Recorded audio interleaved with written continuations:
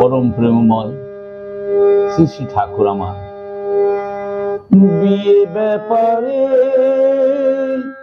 সবার আগে বর্ণের হিসাব করি, তার সাথে বংশটিকে বেশ খতিয়ে দেখি। বংশ দেখে শ্রদ্ধা হলে স্বাস্থ্য দেখি যে কেমন তার, তার সাথে তুই মিলিয়ে নিবি স্বভাব অভ্যাস ব্যবহার। ঠাকুর বলছেন বিয়ে ব্যাপারে সবার আগে বর্ণের হিসাব করি। এই যে বর্ণ, গোত্র, বংশ, আমরা ঠাকুর যুগপুরুষোত্তমরা চারটি বর্ণে আমাদের যে ভাগ করে দিয়ে গেছেন, বিপ্র, ক্ষত্রিয়, বৈশ্য, শূদ্র, এই যে চারটি বর্ণ, এই বর্ণের মধ্যে আমাদেরকে বর্ণ, গোত্র, বংশ কেন এগুলো ঋষি মনি ঋষিদের যে সৃষ্টি, তারা যে বিধানগুলি দিয়ে গেছেন, আমরা তাকে আজকের যুব সমাজ উপেক্ষা করে। এই উপেক্ষা করার জন্য আমাদের আজকে বর্ণ, বংশ, গোত্র আমরা সব হারিয়ে ফেলেছি। শুধু আমরা জানি জাতি বলতে গেলে কি বোঝায়। জাতি বলতে গেলে আমরা সবাই বলি এবং আমরা টিভি এতে সব সিরিয়ালে দেখি, জাত বলতে কি, জাতি হচ্ছে মানুষ। আরে গাছও একটা জাত, মানুষও একটা জাত, পশু পাখিও একটা জাত। তার ভাগ নেই, তার ক্রম নেই। এগুলিকে আমরা উপেক্ষা করতে পারি না। ঋষি মনি ঋষিরা সেইগুলি কিন্তু খুব সুন্দরভাবে গুণ ও কর্ম অনুসারে তারা বর্ণ নির্ধারণ করে গেছেন। আমরা সেইগুলিকে, সেই জন্য ঠাকুর বারবার বলছেন বংশ, গোত্র, বর্ণ এগুলিকে মিলিয়ে ঝুলিয়ে বিধিসম্মতভাবে যদি আমরা বিবাহ বন্ধনে আবদ্ধ না হই, আজকে স্কুল কলেজে আমরা পঠন পাঠন করি, শিক্ষায়তনে গিয়ে শিক্ষা অর্জন করি, শিক্ষার মূল ভিত্তিটা কি? আজকে সেগুলিকে কি আমরা সকলেই জানি যে স্কুলে কোনো ছাত্র ছাত্রী যখন 100%, 99% নাম্বার পাচ্ছে, মনে করলাম তার ব্রেইন, বুদ্ধি হ্যাঁ ভালো, কিন্তু তার এই ভালোর মধ্যে বর্ণ, বৈশিষ্ট্য, গণ, গোত্র এই ভালোর মধ্যেই আছে। আমরা সবাই মানুষ, রূপে জন্মগ্রহণ করেছি, কিন্তু মানুষের রকম তার গুণ ও কর্ম অনুসারে হয়। যাতে আমরা সেগুলিকে অবহেলা না করে আমরা যদি আদর্শের মধ্যে দিয়ে সেইগুলিকে প্রতিপালন করে চলি, তাহলে আমরা সেই সুন্দর সমাজ, রাষ্ট্র, দেশ আজকে আমরা গড়তে পারি। যেমন ধরুন, বিপ্র ঘরে জন্মগ্রহণ করে মানুষের বাঁচতে বাড়তে যা যা লাগে তাই নিয়ে ধর্ম জাগে। আমি যদি আমার বর্ণকে, আমার বংশকে অবজ্ঞা করে, অবহেলা করে আমরা বাঁচার জন্য অর্থ উপার্জন করি, নিজেদের প্রবৃত্তি চরিতার্থ করার জন্য আমরা যদি উঠে পড়ে লাগি, তখন কিন্তু অনেকেই দেখা যায় ব্রাহ্মণের ঘরে, বিপ্র ঘরের ছেলে তার পূজা আর্চা, ধর্ম চর্চা, মানুষের কল্যাণযোগ্য যে কাজ করার কথা তা না করে সে একটি জুতোর দোকান খুলে বসেছে। এই যে জুতোর দোকান খুলে বসেছে, জুতার বৈশিষ্ট্য আর বিপ্রের বৈশিষ্ট্য কি এক? আমরা একাকার করে ফেলেছি। বলে দাদা কি করব, মা বাঁচতে গেলে তো কিছু করে খেতে হবে, চলতে হবে, আর কোনো কিছু পালন পেল না। ওইখানে কিন্তু তার বৈশিষ্ট্যকে সে হারিয়ে ফেললো। আজকে অনেক ছেলে মেয়েরা বলে, দেখি সমাজে একজন শিক্ষিত মাস্টারমশাই, একজন শিক্ষিত প্রফেসর, কত নামি দামি মানুষ যারা, তাদের ঘরে সন্তানেরা, সন্তান যদি প্রফেসর হয়, বাবা মায়ের মুখ উজ্জ্বল হয়, সেও তো চায় তার থেকে তার সন্তান সন্ততি যারাই হোক আসুক না কেন তারা উন্নত মানের আরো হোক। তা না হয়ে যখনই তারা সেই সন্তান সন্ততি লোভ লালসা কামনা বাসনার মধ্যে, নারীর মোহের মধ্যে যখন পড়ে যায়, তখন সে আর নিজেকে বৈশিষ্ট্যকে হারাতে শুরু করলো। আমি কে, আমি কি, কেন আমি, কিসের জন্য আমি, কখনো বুঝতে আমরা চেষ্টা করিনি। সেই জন্যই ঠাকুর বলছেন, শিক্ষকের নাই ইষ্টে টান, কে জাগাবে ছাত্রের প্রাণ। আমরা অনেকে শিক্ষক হয়েছি, শিক্ষার মূল ভিত্তিটা কি? সেই জন্যই আজকে অনেক জ্ঞানী গুণী মানুষ, তারা এই শিক্ষা নিয়ে বড় আমরা আলোড়ন করি। সেই জন্যই ঠাকুর একটি পুস্তক তিনি পূর্ব নির্ধারিত জ্ঞানী গুণী মুনি ঋষিদের সঙ্গে তিনি একটু কথোপকথন করে গেছেন, আলোচনা করে সব নিদর্শন পরম প্রেমময় রেখে গেছেন। তারই একটু অংশ আমি আপনাদের কাছে পাঠ করে শোনাই, আপনারা শুনুন। এই মনুষ্য জীবনকে অবহেলায় হেলায় হারিয়ে এরপরে আরো আমাদের থেকে যেসব জীবন অতিবাহিত হবে, তাদের যদি সেই পথকে নির্ধারণ করে দিয়ে যেতে আমরা না পারি, আমরা এই পৃথিবীতে থেকে দেহটা হয়তো চলে যাবে, কিন্তু আমার সত্তা কোনোদিন যাবে না। এই সত্তাই আজকে অনেক মনি ঋষি জ্ঞানী গুণীদের সত্তা ডুগরে ডুগরে কাঁদছে, তারা জন্ম নেবার জায়গা পায় না। তার কারণ ক্ষেত্র, মাই যে সেই ক্ষেত্র, মা শব্দের অর্থ মাটি, মা মানে ক্ষেত্র, সেই ক্ষেত্র যদি উর্বর ঠিক সেই রকম বীজকে ধারণ করতে না পারে, তাহলে সেই সব মনি ঋষিরা আজও ডুগরে ডুগরে কাঁদছে, আসার পথ পায় না। কিন্তু আমরা জানি, জন্মাইলেই মরিতে হইবে, মরিলেই আবার জন্মাইতে হইবে, কিন্তু এর পথ কে নির্ধারণ করে দেবে? এর পথ নির্ধারণ করতে হবে তোমাকে নিজেকেই। তুমি সুকর্মের অধিকারী হও, আদর্শের অধিকারী হও, জ্ঞানী গুণী হও। তা না করে আজকের এত শিক্ষিত সমাজের মধ্যে সব থেকে কোথায় যেন আজকে অভিশপ্ত জীবন আমরা বহন করছি। যা হইতে আমি এই ধরাধামে এসেছি, সেই পিতামাতাকে উপেক্ষা করে আমরা লোভ লালসায় কামনা বাসনায় তাদেরকে কোন জায়গায় ঠেলে দিয়ে আমরা আগামী দিনের পিতামাতা হতে চলেছি। সেই পিতামাতা হতে গিয়ে আজকে যে নরক যন্ত্রণা, আজকে সমাজ রাষ্ট্র দেশকে যে নরক যন্ত্রণা বহন করতে হচ্ছে, এর খেসারত দেবে কে? সেই জন্যই করজোড়ে অনুরোধ করি একটাই, পরম প্রেমময়ের সান্নিধ্য লাভ করে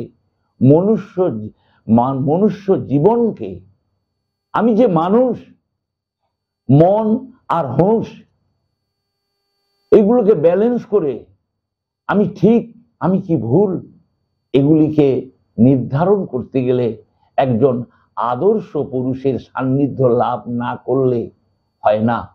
সেই জন্যই সবার কাছে আমি যে ধর্ম পুস্তকটি পরম প্রেমময়ের একটু পাঠ করি, আপনারা মনোযোগ সহকারে কথাগুলি একটু শুনুন। পরম প্রেমময়ের এই বিবাহ সংস্কার নিয়ে সমাজ, দেশ ও রাষ্ট্রের মুক্ত করার জন্য যে বিধিবিধানগুলি, নারী জাতির প্রধান চাহিদা যেমন মনোনীত স্বামী লাভ, তেমনি প্রধান আকুতি হচ্ছে চরিত্রবান সুসন্তান লাভ। সন্তান কেমন হবে তা নির্ভর করে মায়ের ইচ্ছা, চাহিদা ও প্রকৃতির উপর। তাই পারিবারিক শিক্ষায় মেয়েদের শিক্ষিত করে তুলতে প্রধান দায়িত্ব থাকে অভিভাবকের। মেয়েদের রুচি পছন্দ আনতি যেন কিছুতেই বিকৃত অশ্রেয় না, সাম্যহারা না হয়। ছোট থেকেই মেয়ের ভিতর তেমন সংস্কার বোধ গজিয়ে দিতে পারেন মাতা পিতা এবং পারিপার্শ্বিক। এই চেতনা জাগিয়ে দিতে দয়াল ঠাকুর কথা প্রসঙ্গে বললেন, যতদূর সম্ভব বর্ণ বংশ বিদ্যা ইত্যাদি হিসাবে উৎকৃষ্ট শ্রদ্ধার্ঘ বংশানুক্রমিকতা দেখে শুনে বুঝে মেয়েরা যাতে বর মনোনীত করতে পারে, পরিবারের ভিতর আলোচনার সহিত তা সৎভাবে শিক্ষা দিতে হবে। এক কথায় এমনতরই সংস্কার গজিয়ে দিতে হবে। এই হচ্ছে ঠাকুর পরমপিতা। ঠাকুর বলেছেন উপযুক্ত সন্তান সন্ততি যারাই হোক, হ্যাঁ, নির্বাচন করতে পারে, সেটা যেন আদর্শ বহির্ভূত যেন না হয়। তাই যাতে মেয়ের শ্রদ্ধার্ঘ উৎকৃষ্ট ছাড়া নিকৃষ্টে যেমন করে হোক এটা যেন আনতি না হয়, এই কথাটাই ঠাকুর বারবার বলছেন। আদর্শনিষ্ঠ চরিত্রবান ব্যক্তিত্বশালী পুরুষ মানুষ সমাজে বড় সম্পদ। এদের চিন্তা চলন চারিত্রিক দূতি সমাজকে প্রভাবিত করে। এমন মানুষের স্ত্রীত্বের অধিকার লাভ নারী জাতির আকাঙ্ক্ষিত স্বপ্ন। কিন্তু দেখা যায় পুরুষ বিয়ে পাগলা হয়ে মেয়েদের প্রতি যদি আনত হয়ে যাতে না পড়ে সে ব্যাপারে সজাগ করে ঠাকুর বললেন, যে পুরুষ কামুকতায় আনত হয়ে বিয়ে করতে চায় সে বিবাহ ব্যাপারে একদমই অনুপযুক্ত। আর যতদিন তার অমন্তর সম্বেগ থাকে ততদিন তার বিবাহই করা উচিত নয়। তাই দেশবন্ধু চিত্তরঞ্জন দাসের সাথে কথা প্রসঙ্গে ঠাকুর বলছেন, দেশে মানুষ কি করে হবে দাসদা? সমাজটা একেবারে পচা হয়ে গেছে, ঘরে ঘরে অশান্তি, দাম্পত্য সুখ নেই, শিশু মৃত্যু বেড়ে চলেছে, আয়ু ক্ষীণ হয়ে গেছে, স্বাস্থ্য জরাজীর্ণ। আজকাল বিয়েই ঠিক হচ্ছে না, তো ভালো মানুষ হবে কি করে দাসদা? সমাজটা যদি সংস্কার করতে পারেন, বিবাহ পদ্ধতি যদি নূতন আইন করে আমূল পরিবর্তন করতে পারেন, তবে অসম্ভব নয় যে 20 বছরের ভেতরেই এমন সব যুবক পাবেন যারা দেশের কর্মীর অভাব দূর করে দেবে। সেই জন্যই ভারতের আর্য ঋষি অনুশাসিত অভ্রান্ত শাস্ত্রীয় রীতিনীতি বর্ণ বিধান অনুযায়ী দেশ ও জাতির সার্বিক কল্যাণের পথকে সুগম করে তুলতে যুগত্রাতা শ্রী ঠাকুর যে বর্ণবিধান দিলেন তা লক্ষ লক্ষ ভারতবাসীর জীবনে বাস্তবে প্রতিফলিত পরম সত্য, বিধি অনুশাসন পরিপুষ্ট পরম আশীর্বাদ। এই আশীর্বাদ তার অনুশাসনগুলিকে আমাদের সংসার জীবনে প্রত্যেকের মধ্যেই, সেই জন্যই পিতামাতা আমরা হয়েছি। কিন্তু আদর্শরূপ বৃক্ষকে জড়িয়ে ধরে যদি বাড়তে আমরা চেষ্টা করি, আমাদের পিতামাতা সার্থকতা সেইখানেই। আজকে সমাজের এত অনাচার, এত ব্যভিচার, এত রকম অবস্থা, আজকে দেশ ও রাষ্ট্রে সমস্ত সব আজকে জলাঞ্জলি দিয়ে আজকে দেশ রাষ্ট্র সমাজ কোন তলানিতে গিয়ে পৌঁছেছে সেটা কারো আর অবগত নেই বললে হবে না, সবাই আমরা জানি। যাতে আমরা এইগুলিকে নির্ধারণ করতে পারলে আমাদের সংসারের, আমাদের দেশের আর জাতির ভবিষ্যতের জন্য সন্তান সন্ততিদেরকে নিয়ে আদর্শ পিতা মাতা হওয়ার জন্য, আদর্শ মা হওয়ার জন্য, আদর্শ কর্মী হওয়ার জন্য যে বিধিবিধানগুলি পরম প্রেমময় ঠাকুর নির্ধারণ করেছেন, আপনারা আসুন সকলে আমরা সেইগুলিকে পালন করে আমরা উন্নতি সাধন করি। ঠাকুর বারবার বলছেন উচ্চ বর্ণের মেয়েকে বিয়ে করে, সেইটাই হলো প্রতিলোম। আর সেই তার থেকে যে সন্তান সন্ততি জন্মগ্রহণ করবে তারা অসুর প্রবৃত্তি, তাদের বুদ্ধি মত্তা মেধাবী অনেক তীক্ষ্ণতর হয়, অনেক উন্নতি সাধনের দিকে নিয়ে যাবে, কিন্তু তাদের ভাব জগৎ, তাদের সত্তা ধ্বংসকারী। সব সময় তারা ধ্বংসের লীলায় মেতে ওঠে। যেমন দেখবেন সমাজে অনেক বাচ্চা বাচ্চা ছেলেপুলেরা খেলাধুলা করে, অনেকগুলি ছেলে একসঙ্গে খেলাধুলা করছে, তার মধ্যে থেকেই আপনারা বুঝতে পারবেন একেবারেই ছেলে নয় তো, বিভিন্ন বাড়ির ছোট ছোট ছেলেমেয়েরা খেলাধুলা করছে, অথচ দেখছে একটা সুন্দর বাগানে ফুটবল মাঠ আছে, তার চারিপাশে কত বাগান, কত সুন্দর সাজানো, কত পরিবেশ সুন্দর করা আছে। দেখবেন আপনারা খুব ভালো করে নীরব পরখ করে তাদের মধ্যে দিয়ে এমন কিছু প্রতিলোমন সন্তান আছে, তারা কিন্তু ওই বাগানটাকে নষ্ট করবে।